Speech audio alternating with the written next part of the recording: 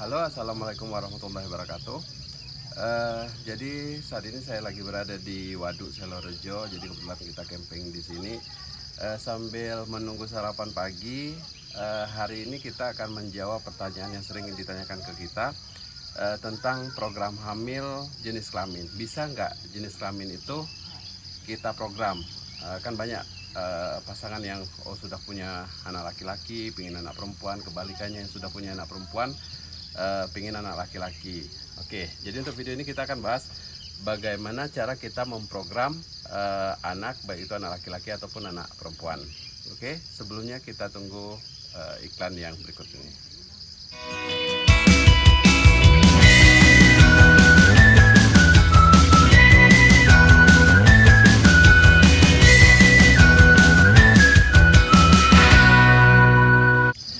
Jadi dalam memprogram jenis kelamin itu sangat ditentukan oleh pihak bapak. Jadi kalau si bapak ini kan dia mempunyai kromosom X dan Y, sedangkan untuk ibu X dan X. Jadi tergantung bapak ngasih yang mana. Kalau bapaknya ngasih yang X, ketemu X-nya ibu, maka akan jadi yang anak cewek. Tapi kalau bapaknya memberikan kromosom Y dan ibunya X, maka akan menjadikan anak cowok. Jadi yang menentukan jenis kelamin itu adalah laki-laki, bukan perempuan. Kalau perempuan itu hanya pasrah. Jadi sebelum kita menjelaskan tentang program untuk jenis kelamin, sedikit kita kasih gambaran tentang kromosom tadi. Kromosom yang menentukan laki-laki itu adalah Y, sedangkan kromosom untuk perempuan adalah X. Nah, untuk yang kromosom X, dia mempunyai karakteristik pergerakannya lambat, jadi dia santai pergerakannya, tetapi dia mempunyai masa hidup yang lebih lama, jadi bisa bertahan 2-3 hari di dalam vagina. Nah, kebalikannya untuk kromosom Y itu dia gesit, gesit dia, tapi dia cuman mempunyai waktu yang hidup yang cepat, jadi dia gerakannya gesit tapi cepat matinya. Jadi perbedaan karakteristiknya seperti itu. Jadi kalau X dia bergeraknya lambat tapi hidupnya lama, sedangkan Y geraknya cepat tapi hidupnya sebentar. Oke, bagaimana caranya kita untuk memprogram anak perempuan atau laki-laki? Ada beberapa metode yang sudah kita kenal saat ini. Jadi seperti yang kita jelaskan di awal, kalau kromosom X itu dia berjalannya lambat dan punya masa hidup yang lebih lama, sehingga untuk memprogram jenis kelamin perempuan, jadi kita hubungan sebelum masa ovulasi, jadi antara 1-2 hari sebelum masa ovulasi.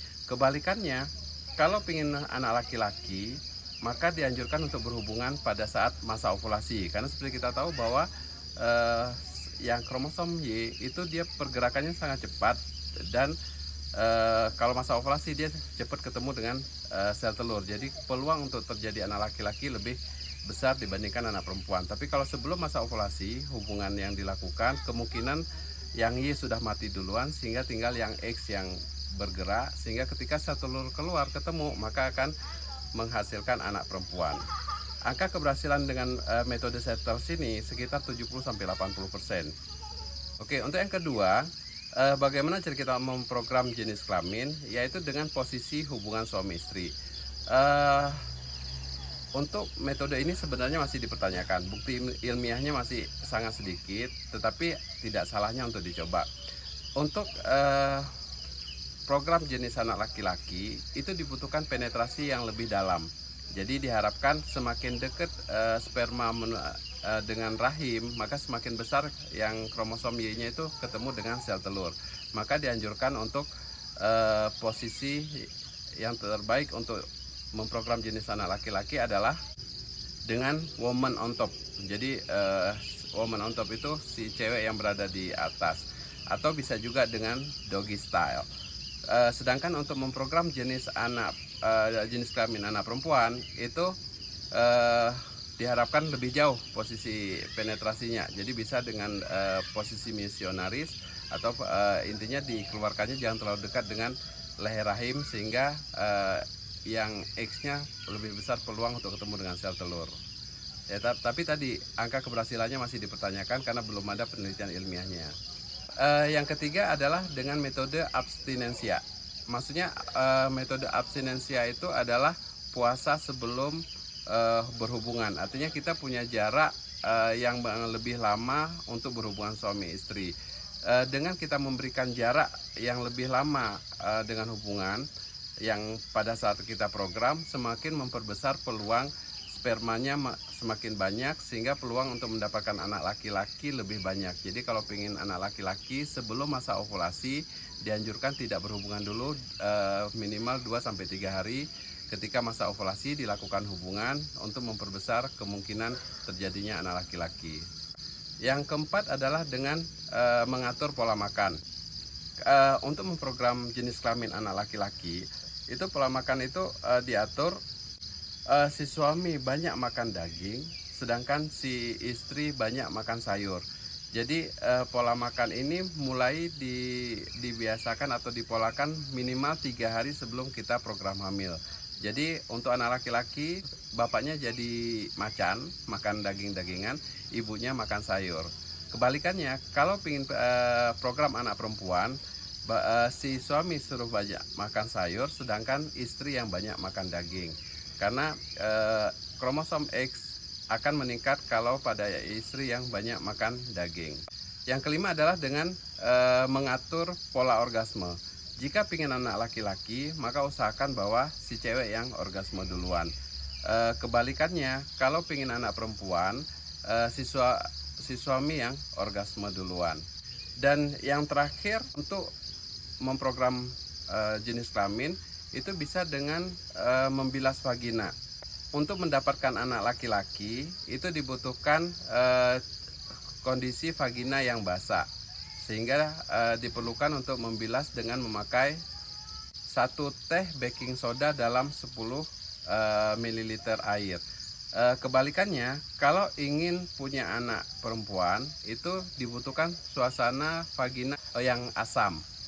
1 sendok teh cuka dapur ditambah dengan 100 ml air dicebokkan ke bagian vaginanya.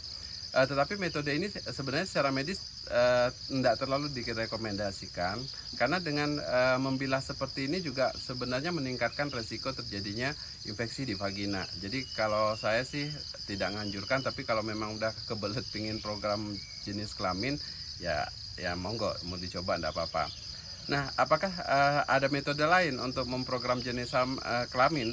Sebenarnya ada beberapa metode medis yang bisa dilakukan. Misalnya kalau kita melakukan inseminasi, bisa dilakukan dengan pemilihan sperma. Jadi sperma yang mengandung kromosom Y itu dipilih, kemudian itu yang disemprotkan. Atau bayi tabung juga seperti itu. Bayi tabung bisa dengan memilih kromosom yang ingin diambil, Y atau X, sehingga kita bisa menentukan kelaminnya apa yang akan diharapkan. Tetapi angka keberhasilannya juga tidak 100%, jadi hanya antara 80-90% angka keberhasilannya. Jadi tetap ada kemungkinan gagal. Dan secara medis memang kita termasuk tidak etis melakukan program jenis kelamin ini. Jadi pemilihan program jenis kelamin kalau kita tidak dianjurkan, ya tidak diizinkan secara etis, karena gitu sih. Semoga bisa dipraktekkan dan semoga berhasil, walaupun yang kita ceritakan tadi tidak 100% akan bisa menghasilkan seperti apa yang kita inginkan, tapi apa salahnya mencoba. Oke, semoga ada manfaat. Jangan lupa tekan tombol subscribe di bawah, like dan di share di media sosial Anda. Oke, salam dari Waduk Silorejo. Sampai ketemu di video berikutnya.